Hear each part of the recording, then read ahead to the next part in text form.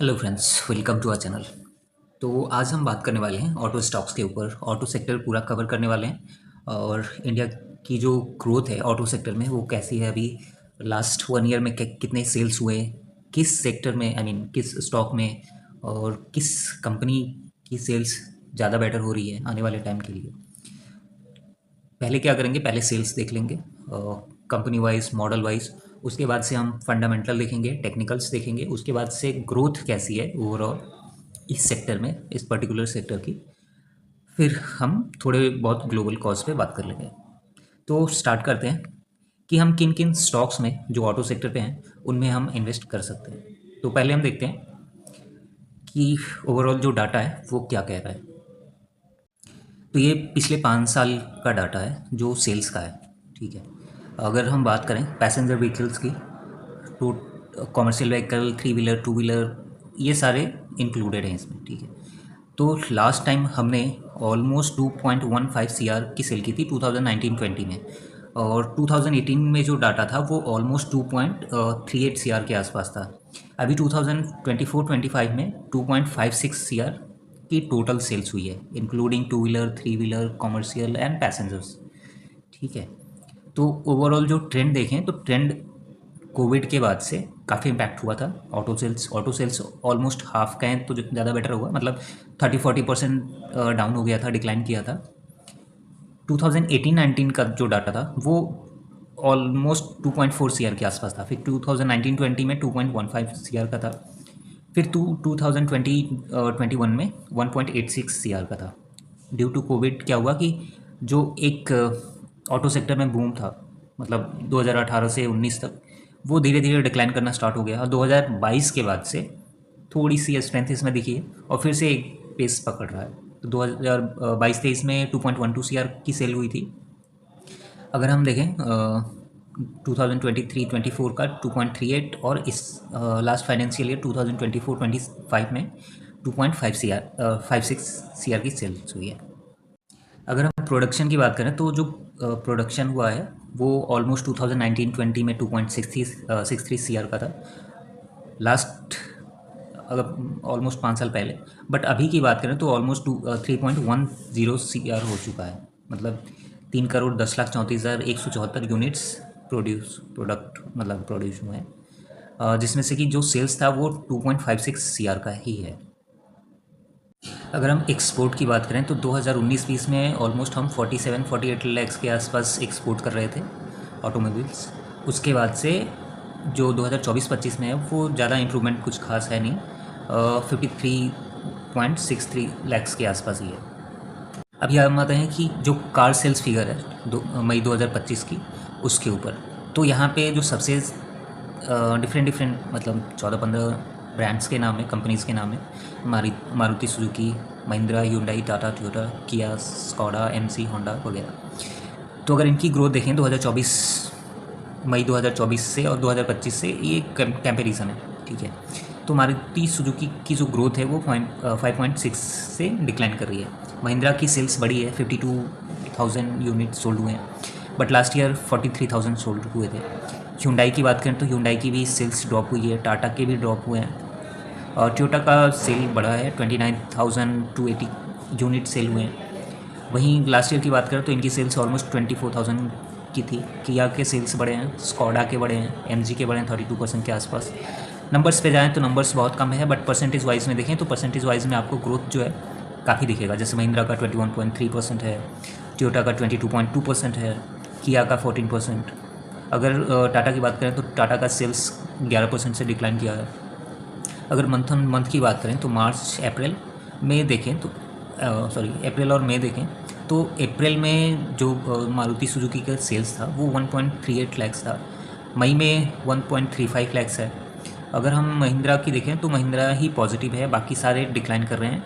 टाटा की बात करें तो 45,199 यूनिट सोल्ड हुए थे, बट मई मंथ में 41,557 सेल हुए हैं। उसके बाद से अगर हम नीचे आते हैं तो ये पर्टिकुलर मॉडल नंबर है, मतलब मॉडल्स हैं जो, जैसे होंडा का है एमएज, लास्ट ईयर इनकी सेल्स 2215 थी। इस मंथ मतलब पर्टिकुलर मई मंथ में 1998, यानी कि 10% के आसपास इनका फॉल है। उसके बाद से सिटी है, एलिवेट है। Hyundai की बात करें तो Hyundai की जो क्रेटा मॉडल है वो काफ़ी मतलब हॉट है अभी, काफ़ी सेलेबल है, 1% अप है।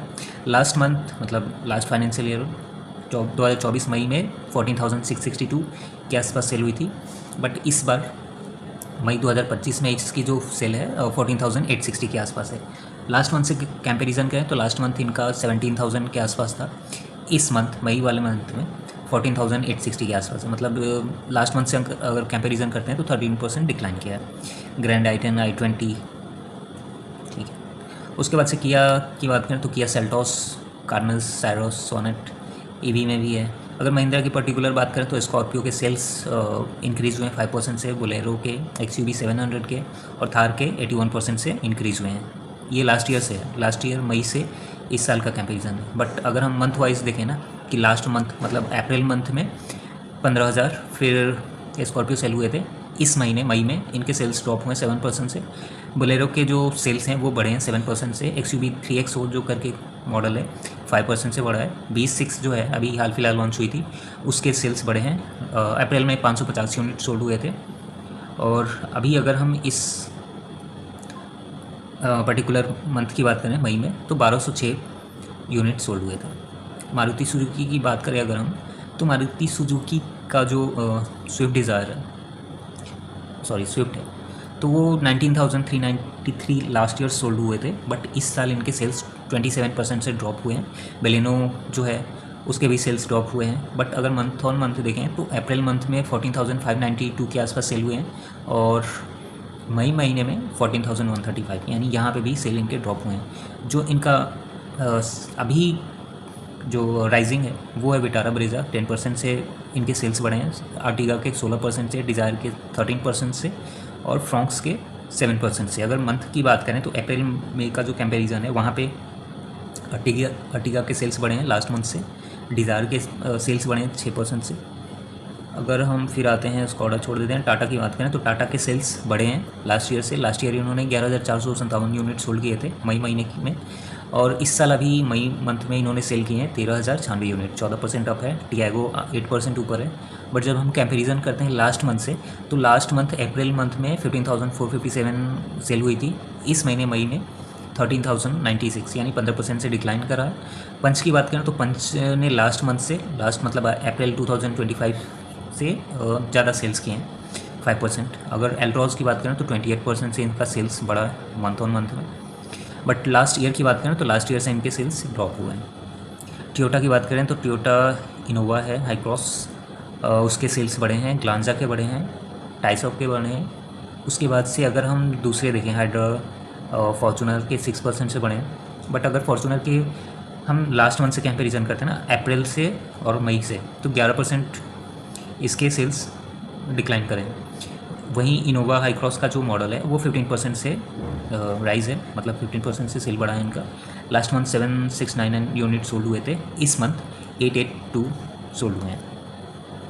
तो ये पर्टिकुलर कंपनीज़ के हैं। और अगर बेस्ट सेलिंग कार्स देखें तो सबसे ज़्यादा जो मॉडल सेल हुआ है इनका वो डिज़ायर है, मारुति सुजुकी का। फिर उसके बाद से आता है अर्टिगा का। और अगर ईयर ऑन ईयर देखें तो 13% 16% के हिसाब से ग्रो कर रहा है, मतलब ये इनकी सेल्स बढ़ी है। मारुति सुजुकी में विटारा ब्रेजा है जिसके सेल्स 10% से बढ़े हैं ईयर ऑन ईयर पे। लास्ट ईयर इनकी सेल्स थी ऑलमोस्ट, ये पर्टिकुलर मंथ का है, पूरे साल का नहीं है, तो पूरे साल का मैं अलग से दिखाऊंगा एक बार। तो अभी मंथ की बात करते हैं। Hyundai की क्रेटा है, इसके सेल्स बढ़े हैं 1% से। महिंद्रा स्कॉर्पियो 5% से सेल राइज हुआ है। टाटा की बात करें तो टाटा पंच 31% से डिक्लाइन करा है लास्ट ईयर से। टाटा नेक्सॉन 14% से बढ़ा है। और महिंद्रा की बात करें तो Thar 81%। Last year 5,750 unit sold हुए थे, इस साल इनके 10,389 सोल्ड हुए हैं।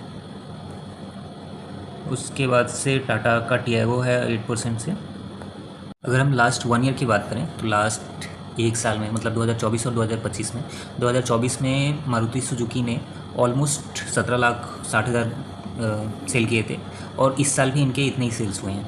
Hyundai की बात करें तो लास्ट ईयर इनके 6,14,000 सेल हुए थे, इस साल इनके सेल्स जो है वो गिरे हैं 2% के। टाटा की बात करें तो टाटा ने last year 5,70,000 almost 71,000 unit sold किए थे, बट अभी इस साल इनके सेल्स डाउन हुए हैं 3% से। महिंद्रा का सेल बढ़ा है लास्ट ईयर से ऑलमोस्ट 20%। लास्ट ईयर महिंद्रा ने सेल किए थे 4,60,000 के आसपास। इस साल इनके जो सेल्स हुए थे वो 5,51,000। टोयोटा की बात करें तो टोयोटा के भी सेल्स बढ़े हैं 25-26% से। किया के भी सेल्स बढ़े हैं। होंडा के सेल्स डाउन हुए हैं, उसके बाद से जीप बाकी सबके डाउन ही है। इवन 2023 और 25 का जो कंपैरिजन है उसकी भी बात करें तो टाटा प्लस में है, बट महिंद्रा का सबसे अमेजिंग नंबर है। मतलब महिंद्रा की जो सेल्स है 2023 में वो 3,57,000 की थी, बट 2025 आते आते वो ऑलमोस्ट डबल होते हुए दिख रही है, 5.5 लाख तक पहुंच गई है। ऑलमोस्ट 54% का ग्रोथ है। यहाँ पे जो बेस्ट सेलिंग कार्स हैं वो मतलब ईयर ऑन ईयर वाइज उसके हैं, जैसे वैगन आर है। लास्ट 2024 में 2 लाख यूनिट सोल्ड हुए थे, इस साल 1,98,000। टाटा पंच है, लास्ट ईयर इनकी 1,70,000 यूनिट सोल्ड हुई थी, इस साल 1.96 लैक्स।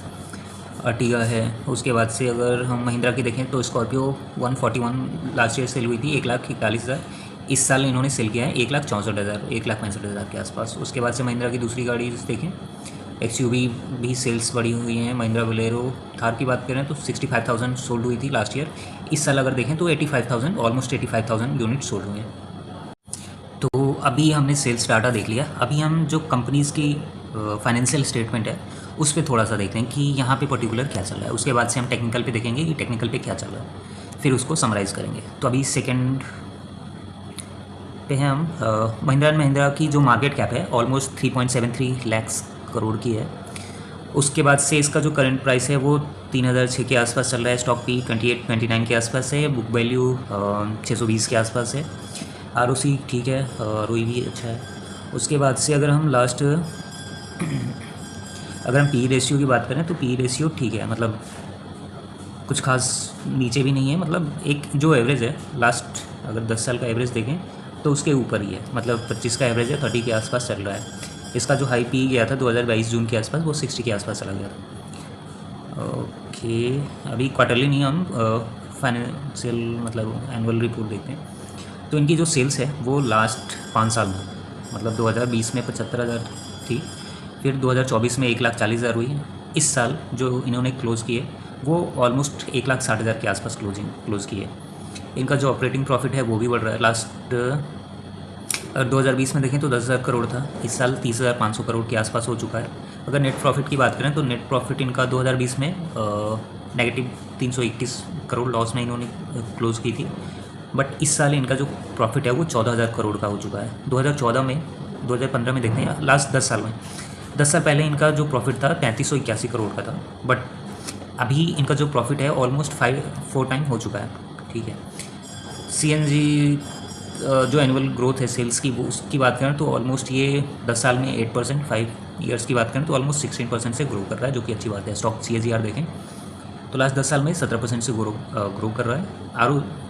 ROE देखें तो 13%, 15%, लास्ट 3 साल में 18%। ओके, उसके बाद से हम कैश की बात नहीं करते हैं, रेशियोज बेकार है। शेयर होल्डिंग पैटर्न की बात करें तो जून में 2022 में 19.45 प्रोमोटर्स के पास थे, जो कि मतलब ऑलमोस्ट 1% इन्होंने सेल किया है मार्च 2025 तक। FII का डाटा देखें तो 37.94 था 2022 तक। उसके बाद से उन्होंने बीच में बढ़ाया था, सितंबर 41 तक ले गए थे, फिर वहाँ से थोड़ी बहुत सेलिंग की थी। DII की बात करें जो कि उस टाइम पे सेलिंग हुई थी जब निफ्टी जो है 25,800 से 26,000 के आसपास चल रहा था, उस टाइम पे सेल किया उन्होंने। उसके बाद से अगर हम देखें तो DII ने अपनी जो मतलब होल्डिंग है वो बढ़ाई हुई है। 27% सितंबर में था, फिर 29%। गवर्नमेंट का स्टेक कम है, पब्लिक 9.78% पे ही है, अदर्स में इतना ही है। तो ये रहा इनका ओवरऑल। अभी हम टेक्निकल्स देखते हैं, फिर सारे स्टॉक्स का एक बार फंडामेंटल देख लेते हैं, फिर टेक्निकल्स पे चलते हैं। महिंद्रा हो गया। अभी मारुति सुजुकी देखते हैं कि मारुति सुजुकी 12,408 पे है। इसका जो मार्केट कैप है 3,90,000 करोड़ का है। महिंद्रा का थोड़ा सा कम था, 3.73 करोड़ के आसपास था। ROC 28, इसका जो बुक वैल्यू है 3,000 करोड़ के आसपास है। इसका जो स्टॉक पी अगर हम देखें पिछले 10 साल का तो ओके, ये डाउन है, मतलब अंडर वैल्यू दिखा रहा है यहाँ पे एज़ पर पी। तो 40 का एवरेज होना मतलब है, अभी 28.7 के आसपास चल रहा है। इसकी अगर हम सेल्स की बात करें तो इसका जो सेल्स है लास्ट ईयर 141 का था, इस साल 152 का सेल है, और ये एक्चुअली करोड़ में है। तो अगर पिछले 10 साल में देखें तो 50,800 करोड़ की सेल्स थी 2015 में, जो कि अभी 3 गुना हो चुकी है, मतलब 1,52,000 करोड़ की हो चुकी है। अगर ऑपरेटिंग प्रॉफिट की बात करें 2015 में ऑलमोस्ट 7,000 करोड़ के आसपास थी, जो कि मतलब अभी 20,000 करोड़ की हो चुकी है। अगर नेट प्रॉफिट की बात करें तो नेट प्रॉफिट इनका 2015 में था 3,800 करोड़ का, अभी 14,500 करोड़ की हो चुकी है, मतलब काफ़ी अच्छा है। अगर हम कम सेल्स ग्रोथ की बात करें तो इनका जो पिछले 5 साल का ग्रोथ है वो 15% से हो रहा है, और रिटर्न ऑन इक्विटी की बात करें तो लास्ट 3 साल में 15% का रिटर्न बना है, पिछले 10 साल में ऑलमोस्ट 13% से ग्रो हुआ है। और अगर हम यहाँ पे देखें शेयर होल्डिंग पैटर्न, तो जून 2022 में 56% था, फिर वहाँ से इन्होंने बढ़ाया हुआ है, 58.28 करा है। एफआईआई की बात करें तो एफआईआई ने सेलिंग की है इसमें, पहले 21-22% के आसपास से स्टेक था, फिर अभी यहाँ पे 14.96 मतलब ऑलमोस्ट 15% के आसपास है। तो 6% का जो स्टेक था, शेयर होल्डिंग थी, इन्होंने सेल किया है। डीआईआई की बात करें तो डीआईआई ने यहाँ पे 2022 से अब तक ऑलमोस्ट 5% का स्टेक बढ़ाया है। गवर्नमेंट का कुछ है नहीं, पब्लिक ने भी सेल किया है, 3.73% था पहले, अभी 3.12% के आसपास चल चुका है। तो दोनों कंपनीज काफ़ी अच्छी हैं। और अभी हम थर्ड देख रहे हैं टाटा मोटर्स। टाटा मोटर्स की बात करें तो 2,62,000 करोड़ का मार्केट कैप है, करंट प्राइस 712 के आसपास है, बुक वैल्यू 315 पे है, आरओई 28.1% के आसपास है। अगर इसका हम पी रेशियो देखें पिछले 10 साल का एवरेज, तो ये पी रेशियो से नीचे चल रहा है, मतलब इसका जो पी है 7.9 के आसपास आ चुका है, जबकि एवरेज इसका है कहाँ गया, ऑलमोस्ट 10 के आसपास है। 12 कहाँ गया,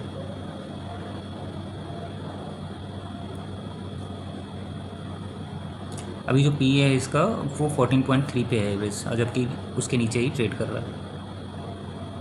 स्टॉक पी 9.29, जबकि अगर हम देखें यहाँ पे स्टॉक पी तो मारुति सुजुकी का 27 के आसपास है, महिंद्रा का 29 के आसपास है, टाटा मोटर्स का 9 पे है। अगर हम देखें तो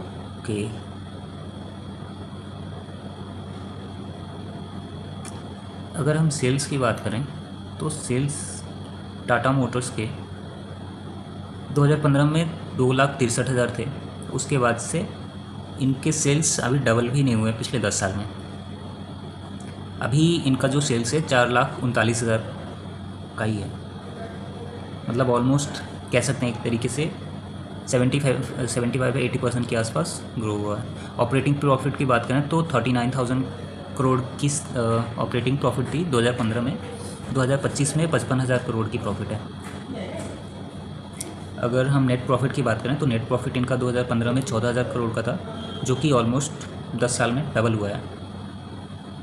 नेट प्रॉफिट इनके बढ़े हैं, बट नेट प्रॉफिट इनका अदर इनकम से भी बढ़ा है। अदर इनकम इनके 11,774 करोड़ इस साल बढ़े हैं, लास्ट ईयर 4,700 करोड़ थे, इवन इंटरेस्ट से भी आया इनका। तो अगर हम शेयर होल्डिंग पैटर्न की बात करें तो 2022 में 46% के आसपास था, अभी 42.5 के आसपास है। अगर हम एफआईआई की बात करें तो एफआईआई ने अपनी होल्डिंग इंक्रीज़ की है 2022 जून से, बट बीच में 18% एफआईआई ने थोड़ी सी प्रॉफिट बुकिंग की है, 21% के आसपास चला गया था 20.5, बट अभी 17.8% आ चुकी है। डीआईआई की बात करें तो डीआईआई ने ऑलमोस्ट इंक्रीज़ किया है, पहले 14% के आसपास था, फिर 17 तक लेके गए, फिर अभी 16.8% के आसपास है। अगर पब्लिक की बात करें तो पब्लिक 24.58% पे था, अभी 22.39% पे।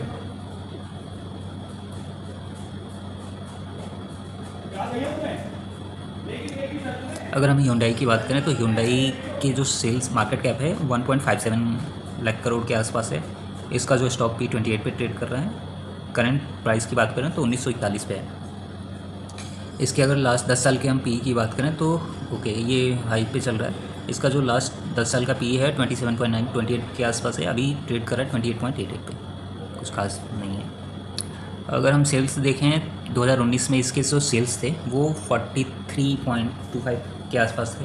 अभी 67,650 करोड़ के आसपास हो चुके हैं। ऑपरेटिंग प्रॉफिट इनका डबल हुआ है पिछले 5 साल में। नेट प्रॉफिट की बात करें तो नेट प्रॉफिट भी बढ़ा है इनका। उसके बाद से अगर हम होल्डिंग पैटर्न की बात करें तो प्रोमोटर्स की होल्डिंग इसमें बहुत ज़्यादा है, मतलब ऑलमोस्ट 82.5, FII 7%, DII 7%, पब्लिक 3%, मतलब पब्लिक तो बहुत ही कम ही है। तो अभी जो मेन अगर फंडामेंटल देखें तो सबसे ज़्यादा जो पिछले 10 साल में ग्रो हुई है वो महिंद्रा हुई है और मारुति सुजुकी हुई है।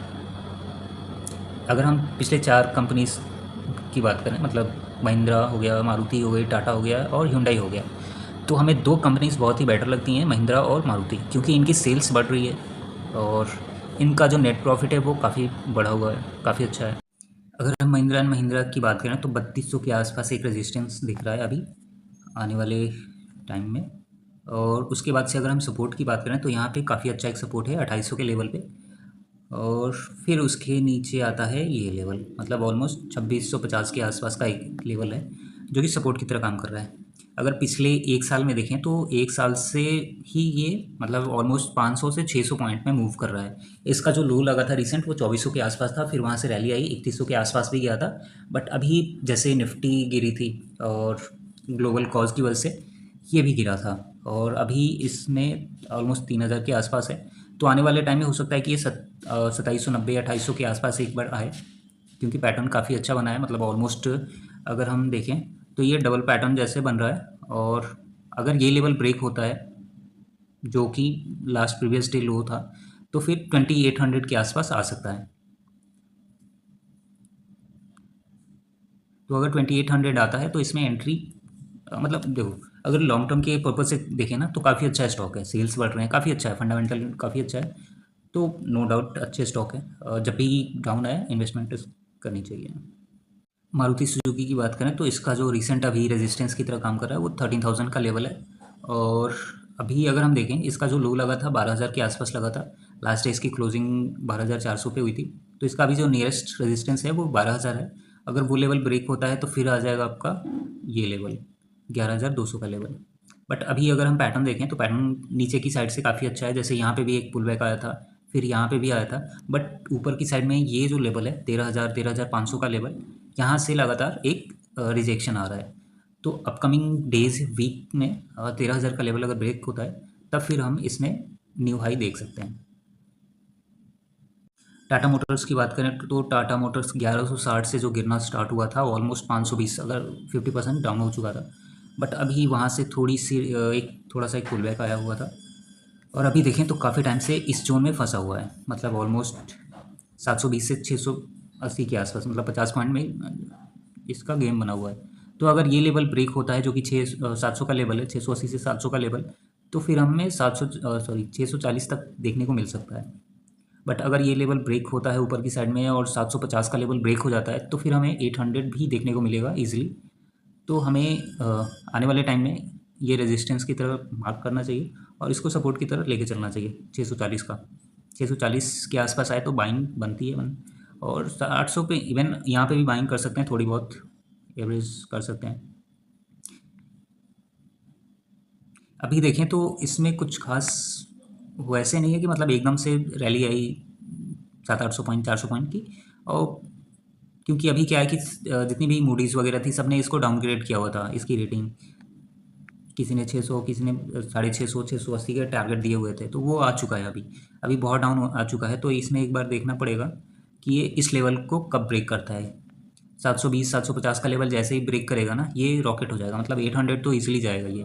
ठीक है, तो 800 के लिए यहाँ पे हम बाइंग कर सकते हैं ऑलमोस्ट 4000, मतलब 40 पॉइंट का स्टॉप लॉस रख के 650 640 का स्टॉप लॉस रखेंगे और फिर 800 के लिए हम जा सकते हैं। अगर Hyundai की बात करें तो Hyundai अभी ऑल टाइम हाई के ही आसपास है और ये जो लेवल है काफ़ी, मतलब ऑलमोस्ट अगर हम देखें तो काफ़ी टाइम रिजेक्शन भी आया है इस लेवल से, 1 time 2 time 3 time, last time यहाँ से भी आया था। तो इसी के आसपास है। यहाँ पे अगर देखें तो एक अच्छा खासा अगर सपोर्ट लेता है और थोड़ा सा टाइम स्पेंड करता है और इसके बाद से अगर ऊपर जाता है तो ऑलमोस्ट ये स्टॉक 2200 तक ईजिली चला जाएगा। मतलब अपना जो फर्स्ट टारगेट अगर रखें तो 2200 का रहेगा इसमें।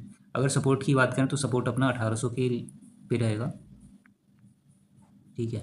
1800 पे सपोर्ट बना के 2200 के टारगेट के लिए जा सकते हैं। तो आज के अपने ये स्टोरीज थी, और अभी इसको थोड़ा सा समराइज़ करें तो अभी अपने पास चार ही ऐसे, मतलब ऑटो सेक्टर में तो वैसे बहुत से स्टॉक हैं, बट अगर हम देखें ना तो मेनली हमारा फोकस तीन स्टॉक्स पे होना चाहिए, मारुति, महिंद्रा और टाटा। मारुति को एक बार अगर डिच करना है तो कर सकते हैं, बट महिंद्रा और टाटा मोटर्स को नहीं कर सकते। टाटा काफ़ी अच्छा है, आई मीन महिंद्रा। और टाटा मोटर्स मुझे लगता है कि अंडर वैल्यूड है, तो इस वजह से इस पर थोड़ा सा एक बार जाना चाहिए। बाकी आज के लिए इतना ही। Thank you for watching this video. And जो भी नए व्यूअर्स हैं उनसे यही रिक्वेस्ट है कि जब भी आप वीडियो देखते हैं तो एक लाइक कर दो, और अगर सब्सक्राइब भी कर दो यार। चलो, thank you for watching this video.